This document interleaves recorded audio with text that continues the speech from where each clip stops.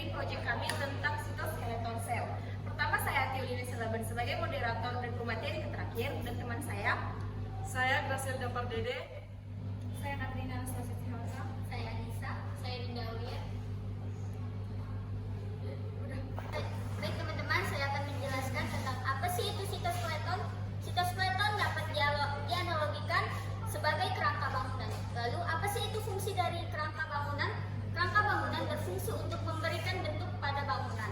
Sama halnya dengan kerangka bangunan, sitoskeleton berfungsi sebagai menjaga struktur agar tetap ada, memberikan dukungan, dan memberikan bentuk pada sel. Sitoskeleton adalah filamen protein yang mengisi sitoplasma. Filamen itu seperti serabut atau benang jahit yang tipis, memanjang, dan menyebar di sitoplasma. Sitoskeleton yaitu sistem yang terdapat dalam sel sehingga sel mempunyai bentuk dan dapat mengubah bentuknya menjadi dapat bergerak, mengatur komponen internal untuk tumbuh, membelah, dan merespon lingkungan yang ada. Lalu misalnya, pada contoh mendorong kromosom ke bagian tertentu saat mitosis dan saat kontraksi otot. Lalu di sini kami akan menjelaskan tentang kunci dari sitoskeleton fungsi. Lalu di gambar yang pertama ada struktur dan pendukungnya. Lalu di bagian kedua ada transfer interseluler. Di bagian ketiga ada contractility dan molality. Dan di bagian keempat ada organel spesial. Lalu selanjutnya ada tipe-tipe filamennya. Dibagi menjadi 3 yaitu filamen aktif atau mikrofilamen yang menentukan bentuk permukaan sel. Yang kedua ada mikrotubul yang menentukan posisi organel yang diselubungi. Dan yang keempat ada filamen intermediate yang menentukan kekuatan mekanisme dari sel. Lalu di bagian sini ada filamen aktif atau mikrofilamen yang dibentuk oleh molekul atau protein subunit aktin. Dan selanjutnya ada mikrotubul yang dibentuk oleh molekul atau protein subunit subulin. Baik, selanjutnya adalah ketiga tipe filamen yang terbentuk melalui proses polimerisasi atau assembly, subunitnya melalui ikatan dan kovalent. Yang pertama itu adalah monomer.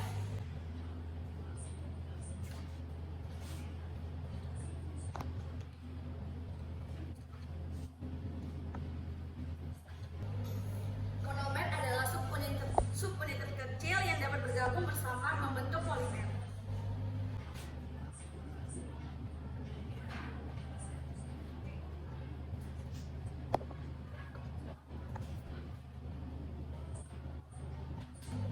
Dimer adalah polimer yang terdiri dari 2 monomer. Dan trimer adalah polimer yang terdiri dari 3 polimer. Selanjutnya yaitu adalah sitoskeleton dan perubahan bentuk sel. Yang pada A yaitu pembentukannya filamen dari protein subunitnya, yaitu adalah subunit dari unit terkecil menuju dengan polimer filamen terbesar. Yang B yaitu adalah reorganisasi yang cepat dan dari sitoskeleton ketika ada sinyal ekstraseluler. Dalam polimerase, subunit membentuk atau agregat awal atau mengelompokkan subunit yang disebut dengan nukleasi filamen. Yaitu adalah terdapat dari 3 tahap, yaitu ada fase lag, fase pertumbuhan, dan fase keseimbangan. Fase lag yaitu adalah saat nukleus dengan menuju ke fase pertumbuhan saat monomer ditambahkan pada ujung filamen. Dan pada fase keseimbangan yaitu adalah perpanjangan filamen sebanding dengan penguraian pada polimer menjadi monomer. Dan kedua ujung dari mikrofilamen dan mikrotubul berpolimerasi dengan kecepatan yang berbeda, yaitu dengan ujung plus atau dengan cepat dan ujung minus dengan lambat. Nah, pada bagian struktur aktin dan mikrofilamen, bagian A yaitu adalah molekul yang mempengaruhi ATP pada celah bagian dalam dan tengah.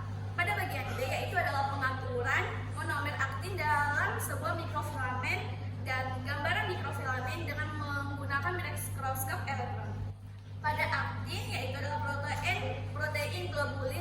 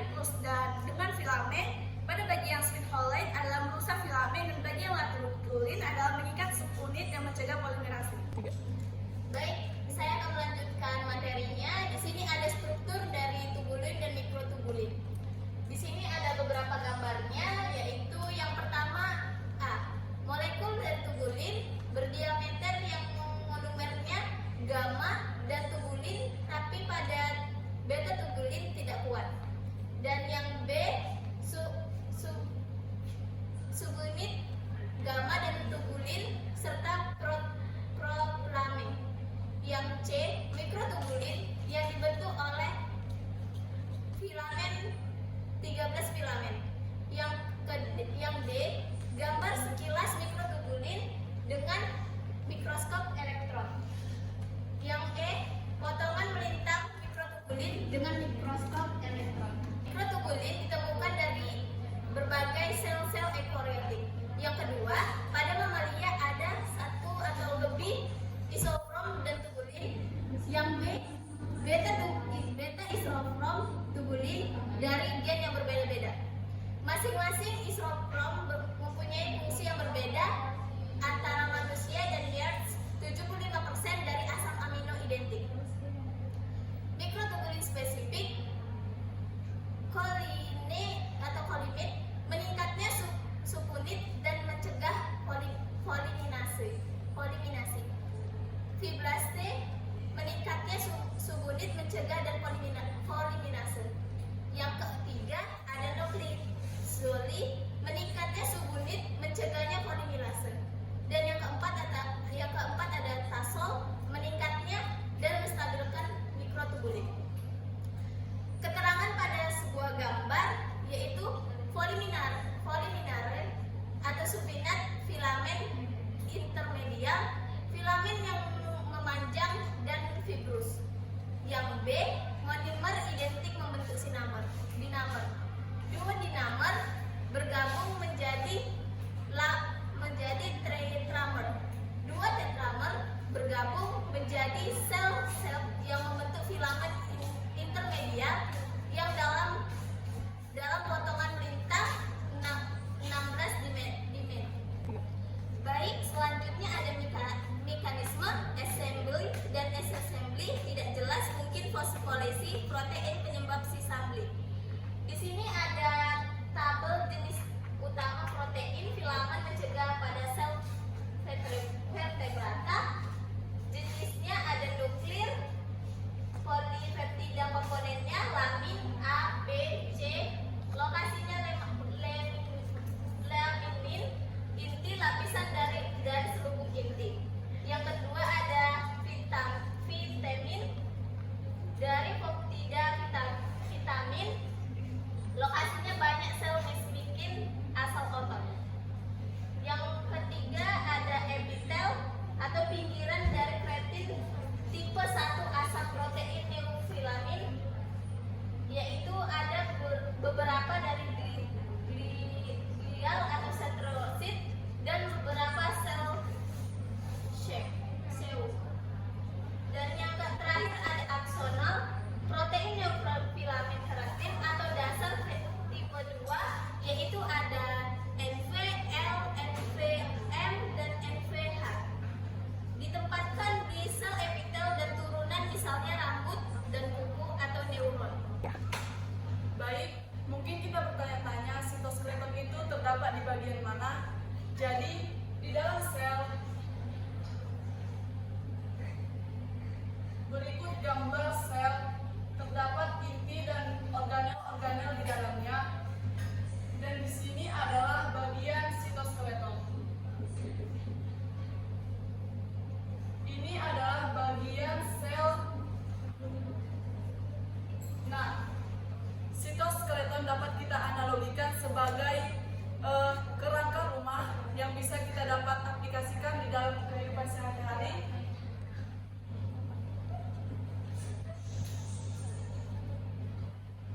Nah, rumah ini memiliki kerangka, yaitu fungsinya sebagai pembentuk atau memberikan struktur di dalam rumah tersebut.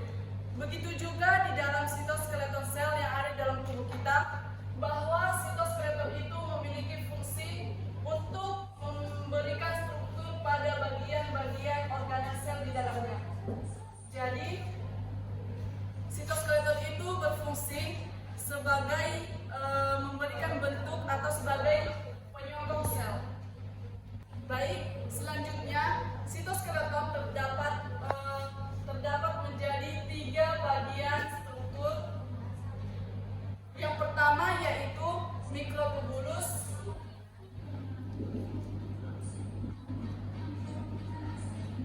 Dan yang kedua ada intermediate filamen.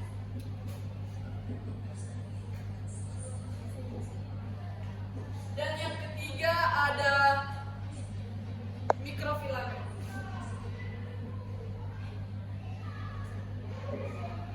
Apa sih yang menjadi pembeda dari ketiga bagian ini? Mikrotubulus ini memiliki jenis sitoskeleton yang paling tebal, dan pada intermediate filamen memiliki ukuran yang di antara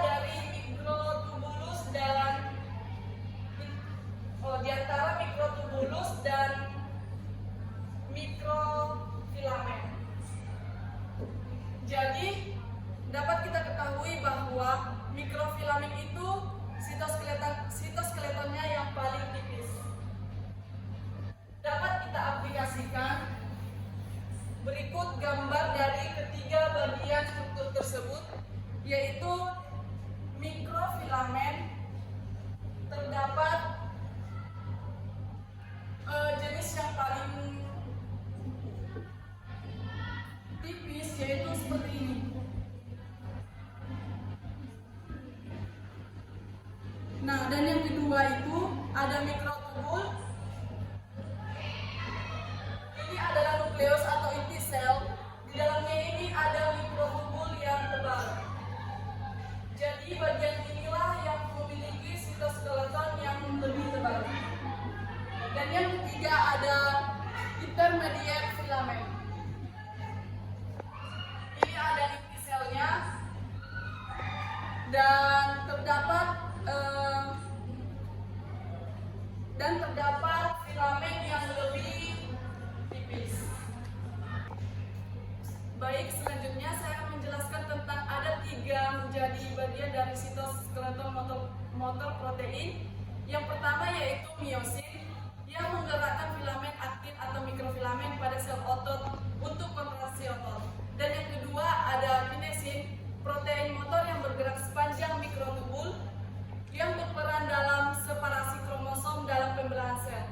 Dan yang ketiga ada dinein yang memiliki fungsi protein motor pada mikrotubul. Bagian ini minus dalam berperan dalam vesicle trafficking, termasuk penempatan badan Golgi di tengah sel, juga dalam perkembangan flagella.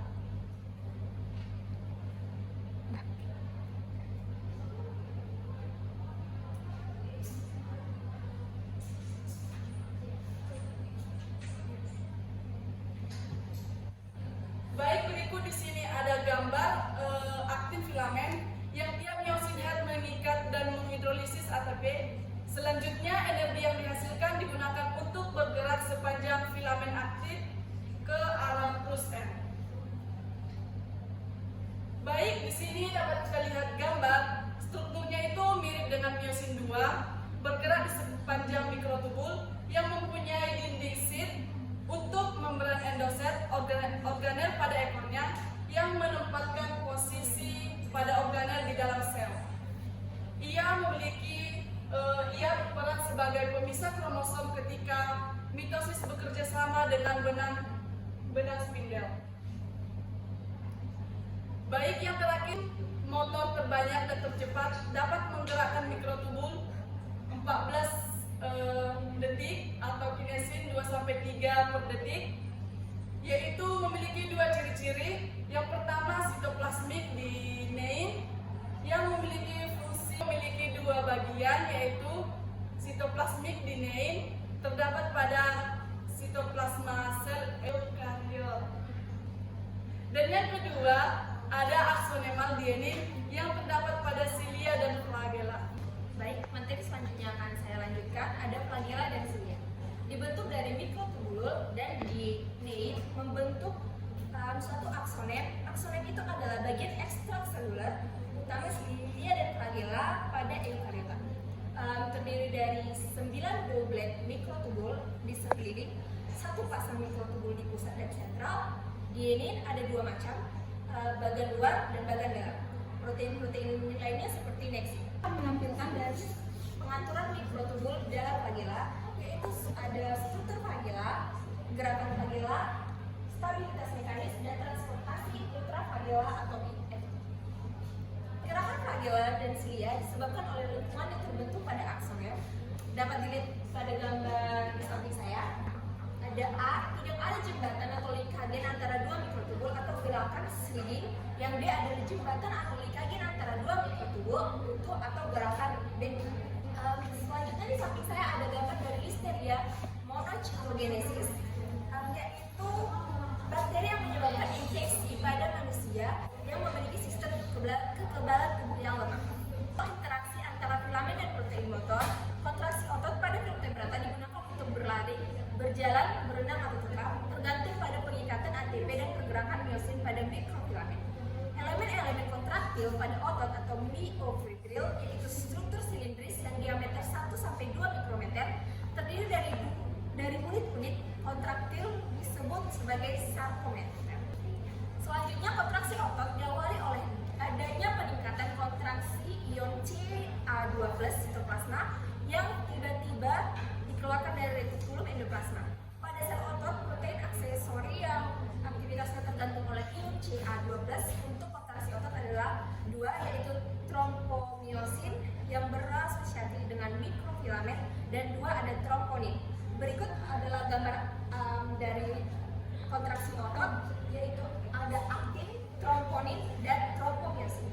Selanjutnya ada model sigli filamen pada proses kontraksi otot, yaitu pendekatan sarkometer menyebabkan otot berkontraksi, yaitu disebabkan oleh myosin silindrik sepanjang mikrofilamen tanpa adanya perubahan panjang masing-masing filamen. Ada tendon, lalu ini adalah otot, akan membentuk seikat serat muskel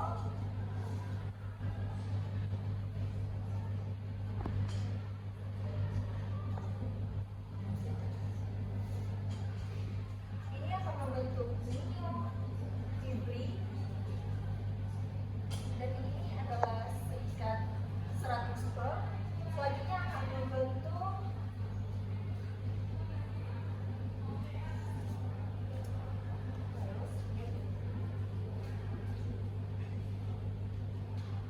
myofibri, akan dibagi menjadi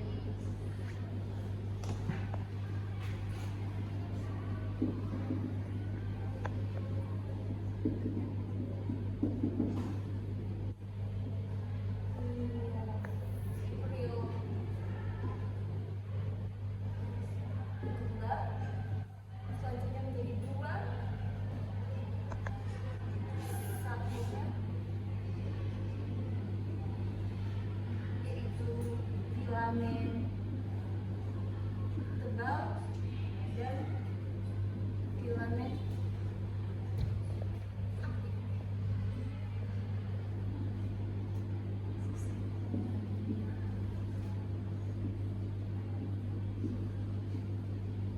Terima kasih telah menonton video pembelajaran kami. Sekian dan terima